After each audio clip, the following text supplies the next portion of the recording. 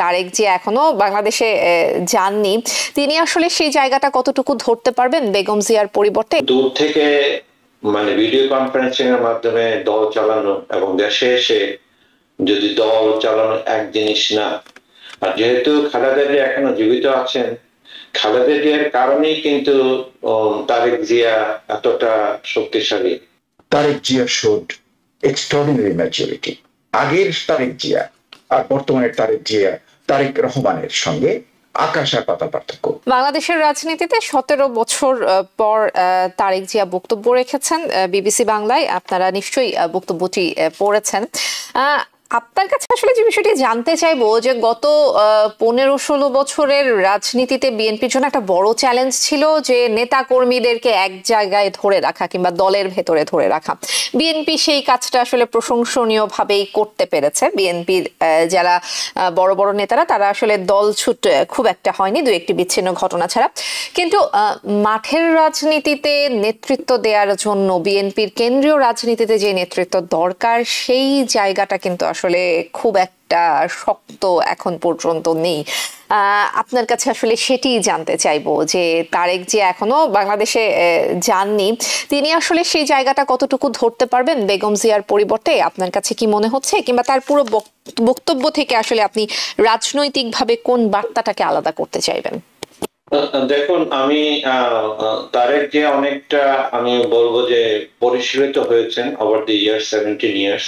তিনি লন্ডনে ছিলেন, ওখানকার নিয়ম কানুন আলো বাতাসে ওনার মানবিক বা মানসিক পরিবর্তন, উনি কথাবার্তা অনেক গুছিয়ে বলেন, বোদ্ধা সহকারে বলেন। এই ব্যাপারটা আমার খুব ভালো লেগেছে। তার যে ওনার যে ডেভেলপমেন্ট হয়েছে সেটা প্রশংসনীয়, এটা দেশের জন্য প্রশংসনীয়। আমরা লাইক করি বা না লাইক করি, আমাদের দেশের ওই এলাকাতে আমরা যে পারিবারিক পরিবারতন্ত্র রাজনীতির থেকে আমরা বেরিয়ে আসতে আর কিছুদিন সময় লাগবে। কিন্তু একটা জিনিস, দূর থেকে ভিডিও কনফারেন্সিং এর মাধ্যমে দল চালানো এবং দেশে এসে যদি দল চালানো এক জিনিস না। আর যেহেতু খালেদা জিয়া এখনো জীবিত আছেন, খালেদা জিয়ার কারণেই কিন্তু তারেক জিয়া এতটা শক্তিশালী। খালেদা জিয়া এখনো গ্রহণযোগ্য রাজনৈতিক নেত্রী সবার কাছে।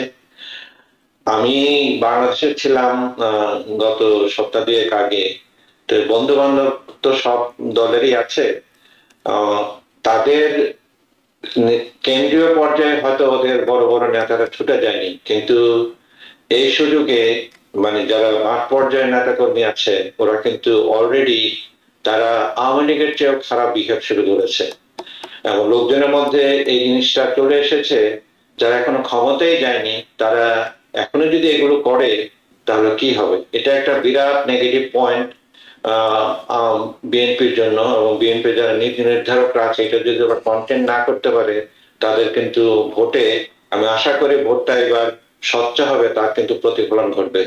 সেকেন্ড ব্যাপার যেটা, সেটা হলো বিএনপির প্রত্যেকটা জায়গায় মাল্টিপল ক্যান্ডিডেট, এবং মাল্টিপল ক্যান্ডিডেট ওরা নিজেদের মধ্যে মারামারি করতেছে, কে হবে কে হবে না। আর আমাদের হয় কি, আমি দাঁড়াতে পারলাম না, তোকে আমি পাস করতে দিব না, তারা কিন্তু একজনের পিছনে এক হয়ে যায় না।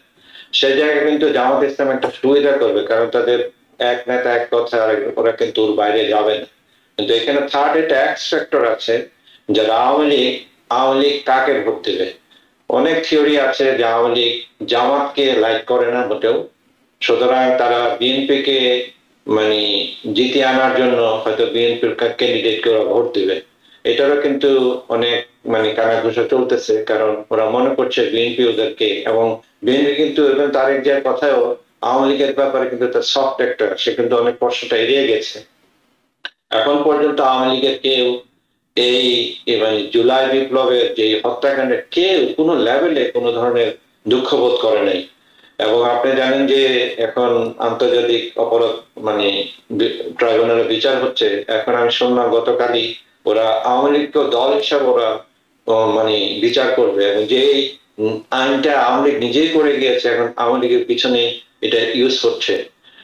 আমার মনে হয় তারেক জিয়া দেশে এসে যে বাংলাদেশ দেখবেন, যে বিএনপি দেখবেন দূর থেকে উনি ওনাকে যে ইনফরমেশন দেওয়া হচ্ছে, কারণ অনেকে তো ওনার কাছে যাওয়ার চেষ্টা করছে, ওনাকে মাঠ পর্যায়ে যে এক্স্যাক্টলি কি ঘটতেছে এই পুরোপুরি জিনিস ওনার কাছে যাচ্ছে না। উনি আসলে ব্যাপারটা আরো ভালো করে ধরতে পারবেন, কিন্তু বিএনপি মানে যেভাবে উনি আশাবাদী কথা বলছেন যে বিএনপি ক্ষমতায় আসবে, ওরা শাসন করবে, এই কথাটা আমার কাছে মনে হয় পুরোপুরি ঠিক না। আরেকটা ব্যাপার বলছি, একটা ব্যাপারে যেটা আমাদের দেশে আর স্বৈরতন্ত্র চাই না, কিন্তু এই যে জিনিসটা বলা হয়েছিল যে পার্টির হেড হয়ে প্রধানমন্ত্রী হতে পারবেন না, এই কথাটা কিন্তু উনি মানে বাই করেন না। উনি মনে করেন যে মানুষের উপর নির্ভর করে। কেন শেখ হাসিনা প্রথম টার্মে কি ভালো মানুষ ছিল না? 96 এর আওয়ামী লীগ কি ভালো ছিল না? তারপর আস্তে আস্তে সে মহিরু হওয়া শুরু করেছে, স্বৈরতন্ত্র। এবং আমাদের সিস্টেমটা যদি আমরা চেঞ্জ না করি, যে কোনো মানুষকে ফেরেশতা আলটিমেটলি ডেভিল হয়ে যেতে পারে। এই জায়গাটা কিন্তু আমার ওনার কথাটা আমার ভালো লাগেনি। ওনাকে স্পষ্টভাবে বলা দরকার ছিল যে আমরা ক্ষমতার বিকেন্দ্রীকরণ চাই, যাতে একটা লোক কোনোভাবে কোনো অবস্থাতেই স্বৈরশাসক ফেসিস্ট না ওঠে শেখ হাসিনার মতো। জি, নিশ্চয়ই। Professor doctor Mostafa Sarwar. হ্যাঁ, আমি কবির খুব সুন্দর করে সবকিছু বলে। আহ, মানে he is a great scholar, আমি খুবই রেসপেক্ট করি, one of the most important intellectual of the diaspora. আমি এর সঙ্গে অনেক কথায় আমার মানে একই আছে, কিন্তু আবার আবার কিছু বিমল মানে অন্য মত রয়েছে। আমার ধারণা যে আমি যে তার ইন্টারভিউটা দেখলাম, তাতে কবি ঠিকই বলেছে যে বেশ কয়েকটি ইস্যু দেশে বাইপাস করে গেছে, খুব ট্যাকটিক্যাল। এটাও কিন্তু একটা ডিপ্লোমেসির পার্ট, মানে রাজনীতির যে চলে তাতে কিন্তু এটা অ্যাকসেপ্টেড, মানে হি বাইপাসড ইন ভেরি, আমি লক্ষ্য করলাম যে খুব ইন্টেলিজেন্ট ওয়েতে সে বাইপাস করে গেছে, এবং সে করেছে কি ওটাকে সূত্র ধরে সে টপিকটাকে অন্যভাবে অ্যানালিসিস করেছে। সেটা আমি মানে মানে আমি লক্ষ্য করেছি। কিন্তু একটা জিনিস আমি দেখলাম যে ফান্ডামেন্টাল কতগুলো ইস্যুতে Tarique Zia showed extraordinary maturity. আগের তারেক জিয়া আর বর্তমানের তারেক জিয়া, তারেক রহমানের সঙ্গে আকাশ আর পাতাল পার্থক্য। উনি অনেক ম্যাচুরিটি পেয়েছেন, এবং উনি যেভাবে কথা বললেন, যে ইন্টারভিউটার উত্তর দিলেন, তাতে আমি মনে করি যে তাকে করা অসম্ভব। মানে আমি সবই ধরছি, রাজনীতির যে ইনগ্রেডিয়েন্ট গুলো আছে ডক্টর কবির আমার চেয়েও আরো ভালো করে জানবেন, যে যে how to avoid the tough questions, হ্যাঁ, এটাকে কিভাবে অন্যের উপরে দিয়ে দেওয়া যায়, এগুলো কিন্তু রাজনীতিরই একটা পার্ট। হ্যাঁ, সেখানে আমার মনে হলো যে উনি রাজনীতির দক্ষ কারিগর পেয়ে গেছেন, যে he knows how to talk. এবং উনি কিন্তু বারবার এমফেসাইজ করেছেন যে বিএনপির যে 21 পয়েন্ট চার্টার যেটা, হ্যাঁ, সেটা উল্লেখ করছে। হ্যাঁ, 31, হ্যাঁ, 31, 31, হ্যাঁ, ও 31, হ্যাঁ, সরি, নাম্বারটাও ঠিক বলেছে কবির। 31 যে চার্টারটা যে যার আছে, সেই চার্টারে কিন্তু যে ডিটেইল যে ব্যাপারটা আছে, সেটা কিন্তু বিএনপি কিন্তু প্রথম দিয়েছে, যে সংস্কারের ব্যাপারটা। এবং অতীতে কিন্তু আমরা যদি দেখি যে ওয়ান পার্টি সিস্টেম থেকে মাল্টি পার্টি সিস্টেম, এটাও কিন্তু বিএনপি করেছে, এটাও কিন্তু উনি উল্লেখ করেছেন। তারপরে আবার যে মানে উনি যেটা উল্লেখ করেননি যে পত্রিকা মানে ফ্রিডম অফ প্রেস, সেটাও কিন্তু ওনারা করেছেন। আবার অর্থনীতিতে যে একটা দারুণ চেঞ্জ ওনারা এনেছেন, যে মানে সেন্ট্রালি কন্ট্রোলড ইকোনমি, হ্যাঁ, যেটা সুডো সোশ্যালিজমের অর্থনীতি, সেটা থেকে ওনারা কিন্তু উত্তরণ ঘটিয়েছেন মোটামুটি মার্কেট বেসড ইকোনমি, ওয়েলফেয়ার ভিত্তিক মার্কেট বেসড। হ্যাঁ, যেটা আমরা দেখছি যে ইউরোপে সোশ্যাল ডেমোক্র্যাটরা বিভিন্ন দেশে, লেবার পার্টি ইংল্যান্ডের, এরা যা করছে ওই ধরনের একটা করেছে, কিন্তু বিএনপি এস্টাবলিশ করেছে, এবং সেই পথ ধরেই কিন্তু অর্থনীতিতে বিপ্লব এসেছে। মানে যে মানে বাংলাদেশের যে হেভি ক্যাপিটাল গ্রোথ, আগে তো ক্যাপিটাল ছিলই না, হ্যাঁ, সেই যে ক্যাপিটাল গ্রোথটা হয়েছে, সেটাও কিন্তু আমি মনে করি যে বিএনপির অতীতের অবদান, এগুলো উনি কিছুটা উল্লেখ করেছেন। আমি মনে করি যে ওই যে 31 দফা যেটা ওনাদের যে চার্টারটা আছে, যেটা ওনারা করেছেন, আমার ধারণা যে ইংল্যান্ড মানে যুক্তরাজ্যে এত দীর্ঘকাল থাকার পর এবং লেখাপড়া করার পর, উনি কিন্তু পড়াশোনা করেছেন প্রচুর, তাতে আমার যেন মনে হয় যে ওনার যে একটা মানসিক পরিবর্তন ঘটেছে, তাতে আমি মনে করি দ্যাট ইজ হাইলি সফিস্টিকেটেড। এবং উনি যদি নির্বাচনে জয়লাভ করে উনি যদি প্রধানমন্ত্রী হতে পারে, আমার ধারণা যে উনি ওগুলোকে ইমপ্লিমেন্ট করার চেষ্টা করবেন নিজের মন দিয়ে, এটাই আমার একটা বিশ্বাস। এবং এই জন্য আমি বাংলাদেশ সম্পর্কে আমরা অনেক কথা বলি, কিন্তু আমি যেন আশাবাদী। এবং লক্ষ্য করে দেখুন, উনি কিন্তু যে ওই যে ইনক্লুসিভ নির্বাচন সম্পর্কে যেটা কোভিড থেকে ধরেছে, উনি কিন্তু সফট। হ্যাঁ, কেন সফট? আপনি লক্ষ্য করে দেখুন যে গভর্নমেন্ট একটা রুলিং গভর্নমেন্ট হতে যাওয়ার সম্ভাবনা খুবই বেশি, সে যদি ইনক্লুসিভ নির্বাচন না করে কিংবা না পায়, তাহলে কিন্তু ওই নির্বাচন প্রশ্নবিদ্ধ হবেই আন্তর্জাতিক মহলে। আপনি চিন্তা করে দেখুন যে এটা কিন্তু প্রযোজ্য যখন আপনি জামাত ইসলামকে বাদ দিলেন। হ্যাঁ, ইজ দ্যাট ফেয়ার? এটা তো ফেয়ার না। কারণ জামাত যদি অন্যায় করে, সেই অন্যায়গুলো আপনি স্পেসিফিক শাস্তি দিতে পারেন, অবশ্য ন্যায্য হবে। হ্যাঁ, সেটা ওই ভূপা জুডিশিয়ারির মাধ্যমে দিতে পারে, কিন্তু দলকে তো আপনি দল তো পাবলিক ডিসাইড করবে, জনগণ ডিসাইড করবে সে কোনটা পছন্দ করে। তেমনি আমি মনে করি যে আওয়ামী লীগের ব্যাপারে আওয়ামী লীগের যে নেতারা অন্যায় করেছে তাদেরকে শাস্তি দেওয়া হোক অ্যাকর্ডিং টু ল, কিন্তু দল হিসেবে তাকে ব্যান করে নির্বাচনে আসতে না দেওয়া, তার অর্থটা কি?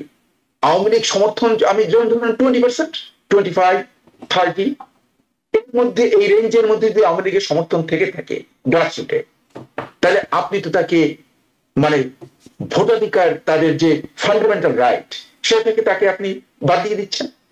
কাজে যেহেতু BNP is a very mature party now, they understand this. হ্যাঁ, তারা অতীতের ইতিহাস জানে যে আপনি জামাতকে ব্যান করেছেন, জামাতকে কি ধ্বংস করতে পেরেছেন? জামাত তো আরো পপুলার হয়ে গেছে। তো এই জন্যই এই জিনিসগুলো যেহেতু ওদের, আমি মনে করি যে বিএনপির এই নেতা তারেক রহমান, উনি কিন্তু শর্ট সলিউশনে যাচ্ছেন না, উনি চাচ্ছেন দীর্ঘস্থায়ী বাংলাদেশের একটা সলিউশনের জন্য, যাতে আমরা আবার স্কোয়ার ওয়ানে ফিরে না যাই। আজকে আপনি যেমন ধরুন, আমি একটা সিনারিও দিচ্ছি, আপনি যেমন ধরেন, আমি কি এমনকি কোট করব ওই যে আপনাদের নিউ ইয়র্কের এক ভদ্রলোক আছে, নাম ইলিয়াস হোসেন। হ্যাঁ, সে বলছে যে 10 বছরের মধ্যে আওয়ামী লীগ আবার ক্ষমতায় চলে আসতে পারে। চিন্তা করে দেখুন, মানে উনি কিন্তু আওয়ামী লীগকে অ্যাবসলিউটলি ডিসলাইক করে, মানে হি রিয়েলি হেটস আওয়ামী লীগ। হ্যাঁ, কিন্তু উনি কিন্তু বললেন যে মানে 10 ইয়ার্স এর মধ্যে সে আসতে পারে। তার অর্থটা কি? তার অ্যানালিসিসে এটা উনি বললেন। এটাকে কিন্তু আপনি একদম অ্যাবসলিউটলি রুল আউট করে দিতে পারেন না। 10, 15, 20 এরকম কখনো কখনো তারা চলে আসতে পারে। কাজে এটার কারণটা কি? যে আপনি যদি গ্রাসরুটের একটা বিরাট অংশকে আপনি ভোটের যে রাইট, ফান্ডামেন্টাল রাইট, এ থেকে দূরে রাখেন, তাহলে এই যে অসন্তোষটা, এই যে ডিসকন্টেন্ট কিন্তু আস্তে আস্তে আমরা যদি কার্ল মার্কসের ডায়ালেকটিক অ্যাপ্লাই করি অথবা হেগেলের ডায়ালেকটিক অ্যাপ্লাই করি, এটাই কিন্তু এক সময় একটা বিরাট, এই অসন্তোষটা ধীরে ধীরে ধীরে ধীরে যতই সময় যাবে আরো দানা বাঁধবে, আরো বড় হবে, এবং তখনই ওই যে থিসিস অ্যান্টিথিসিসের ফাইট, তখন আসবে নতুন সিনথেসিস, এবং তাতে দেখবেন যে ওই যে অ্যান্টিথিসিসের যে মাথা, মানে থ্রেশহোল্ড পার হয়ে গেলে এটা দেশের জন্য আবার একটা আমরা আবার স্কোয়ার ওয়ানে চলে যাব। ইনফ্যাক্ট আমি আজ থেকে অনেক বছর আগে 1991 এর জানুয়ারিতে, আই থিঙ্ক 7 জানুয়ারিতে আমি একটা চিঠি লিখেছিলাম বেশ বড় ধরনের টাইম ম্যাগাজিনে।